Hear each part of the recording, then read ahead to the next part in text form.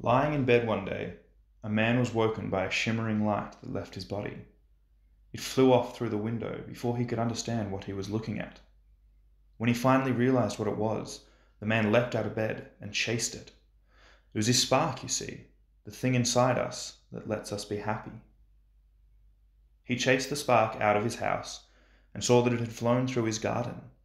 He ran past the flowers and the bees and the small animals that liked to nibble on his food, and followed his spark out into the forest. It was moving faster than he was, though, and so he doubled his efforts to keep up with it through the trees and over the babbling stream and up the waterfall. Soon he made it through the forest and saw a young family nearby. "Have you seen my spark?" he asked them.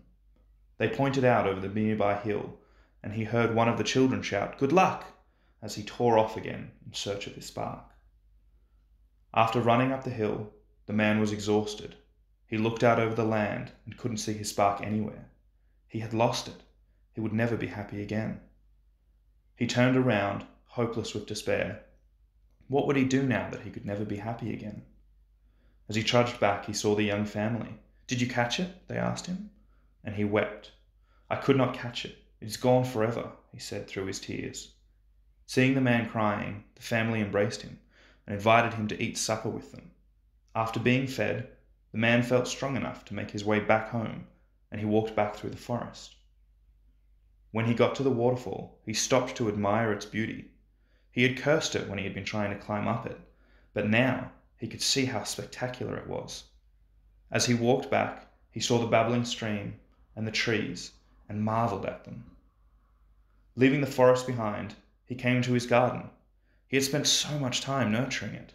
All the animals came to him, nuzzling him as he patted them.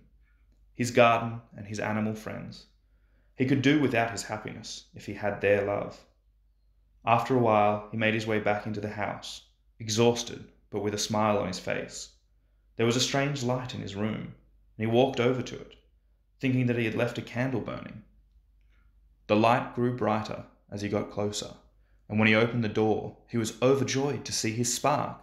It danced in his room, growing brighter and brighter until it flew into him, and he felt its warmth flood his body.